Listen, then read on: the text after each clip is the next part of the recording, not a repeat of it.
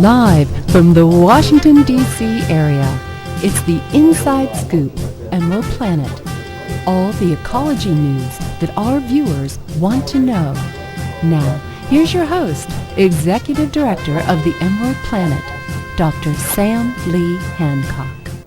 Hello, I'm Dr. Sam Hancock from Washington, D.C., bringing you the information that's going on around the globe in 143 nations about the best practices for the environment, economic development, and society. We're going to be talking about a very exciting topic as we look at the new movement that's going on with the automobiles, the automotive industry around the globe, as we prepare for the International Auto Show that's coming to Washington, D.C., and it's currently in Detroit. It'll be in other cities around the United States, and of course in many capital cities around the globe.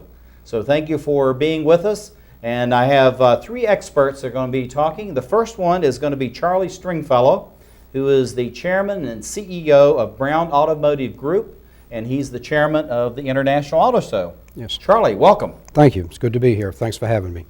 Charlie, you've been in the automobile industry for a number of years. You've seen all the changes that's going on. But this year seems to be a special excitement with all of the alternative fuel and the high fuel efficiency autos that are coming into the city. Tell us a little bit about, as chairman of the International Show, why you decided to go in this direction of, if we can use the term, green cars. Well, the Washington Auto Show is well positioned because of its venue right here in the nation's capital, Washington, D.C.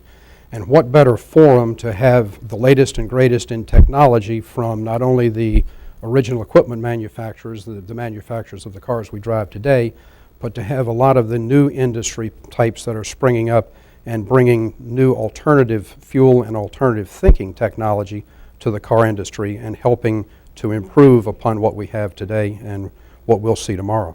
Well, I think it's really exciting because knowing Jerry Murphy, who is the president of WNATA, and his family's been involved with the International Auto Show here for many years, to have you as chairman with your expertise and the years of dedicated service that you've had, it's really great that we're moving into this direction of the green automotive industry.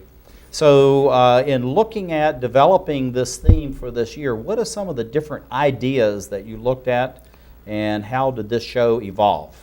Well, the show started out for years and years and years as more or less excuse me, a local show in the December time frame, and gave consumers an opportunity to see the new cars and in that week between Christmas and New Year's, and help the local industry get some momentum for the coming year.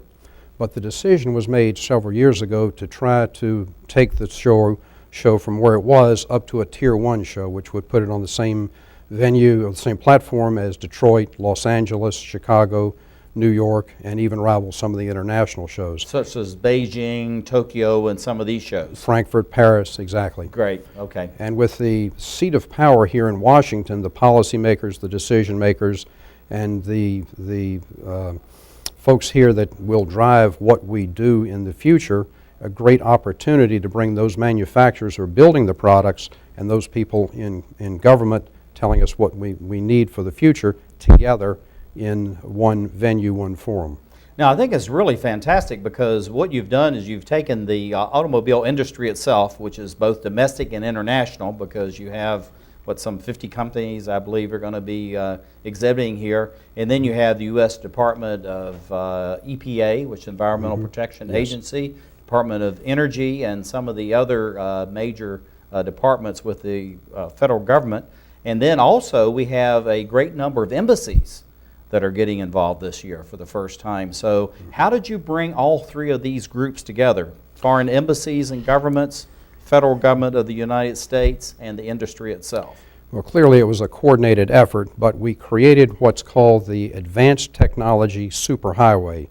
And within the auto show itself, there will be a dedicated area of about 65,000 square feet. And for our international viewers, that's 6,500 square meters, so we'll throw that in. Thank you.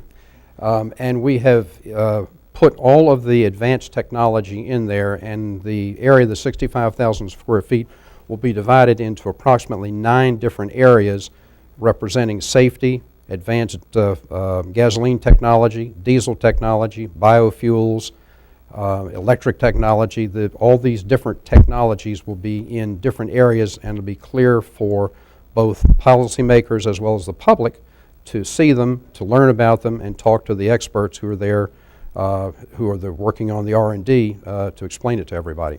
So you'll have someone there that's from the local area or say within the capital region coming in, maybe looking for something for the family, and right next to them may be an ambassador that's looking at all the other nations' cars and saying, hey, this is what we need to be looking at in Germany because United States, China, India is catching up with what we've been doing for the last 10 or 15 years. That's right. It is the Washington Auto Show, International Auto Show, is the largest public show in the Washington area. And it is a wonderful opportunity. It's really a family type event, and there's something for everyone. So if you're looking at the latest and greatest in the cars you can drive and buy today, they're there. If you're looking for the cars that you'll be able to drive and buy tomorrow, that technology is there. And if you're looking just to have a good time, the show's a great place to go. Now, going on the theme of this Advanced Technology SuperHighway, tell us a little bit more about that and what was the metamorphosis that you went through to actually come up with this particular theme for the current show. Well, the Advanced Technology SuperHighway today is a collaborative effort between the Washington Auto Show, Department of Energy, Department of Transportation, and the EPA. And it's starting to gel into a more formal format and form for consumers and congressional leaders and the manufacturers. Last year we had something called the Green Car Pavilion, which was a collection of cars and advanced hybrid technology and whatnot for people to see. But this year it's been more formalized and set up in a better, more distinct area than in the past. Now, as a active car guy, if I can use that term, being with the Brown Auto Group here in Northern Virginia, that's a tremendous responsibility chairing this International Automobile Show. So how do you balance trying to manage a very far-flung business throughout this entire region and then balancing that over with the International Car Show, and what kind of benefits do you think that the entire public will achieve out of having this show here? Well, having a Tier 1 show, as it's called in the industry here, gives the buying public a great opportunity to see the latest and greatest from the manufacturers. A lot of the displays that will be in the Detroit show will move to Washington. There will be over 35 different vehicles, some of them in the more advanced technology area, that will be displayed here, and they will come directly from Detroit. It is a balancing act. Obviously, it's a time commitment, but the good news is I work with a lot of very talented people who make things happen and who've been here before, and that makes it all worthwhile. Otherwise, I would be reluctant to take on such a task. Because as chairman CEO of a very large, far-flung organization, it's tough to give up that much time. Yes. Now, looking at incorporating the agencies that you listed from the federal government, which was the EPA, Environmental Protection Agency, Transportation, and Energy, how were you able to bring them, get them involved, and have them as active partners or collaborators in this kind of effort? Well, we're also working with the folks in the Green Car Journal. Ron Kogan and his group have been very helpful with us, and we've partnered with some other people who will be having conventions concurrent with our show. The Electric Drive Transportation Initiative, the SAE group, Society of Automotive Engineers, will be represented at the show and will be working with us on some of these things. So getting to the right people, and of course getting to the people in government who have a vested interest in the future of transportation and safety in this country, it was a natural fit.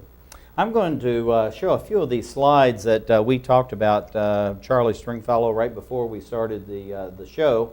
And we'll talk about a few of these automobiles, and then also we're going to be looking at some of the research and design that's been going on around that. So if we can put up the first car as we're looking at this, tell us a little bit about this. I believe this is the Chevrolet Volt, which is taking a lot of attention from President Obama and many others in the administration.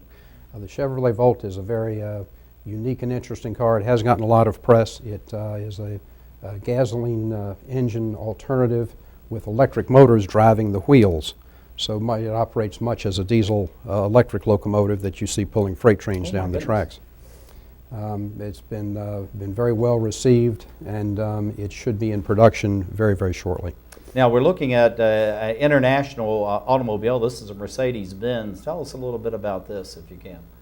Mercedes has been very proactive, primarily in the European market, where they've developed a lot of advanced diesel technology, as well as some of the other types that we see. This is the F-Cell car here, right, which has the different type of technology.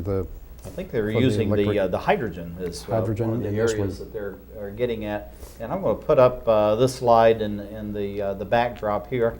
As we're looking at the alternative energy, we're looking at the electric through renewable sources.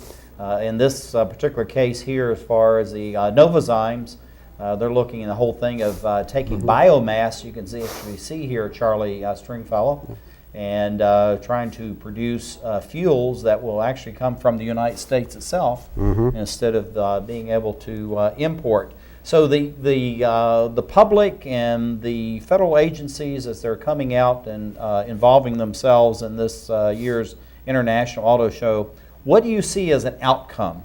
What's some types of goals and objectives that you would like to have come out of this event? Well, we want to educate the public as to what's available and what is coming, and give them an idea to voice an opinion about where things are going.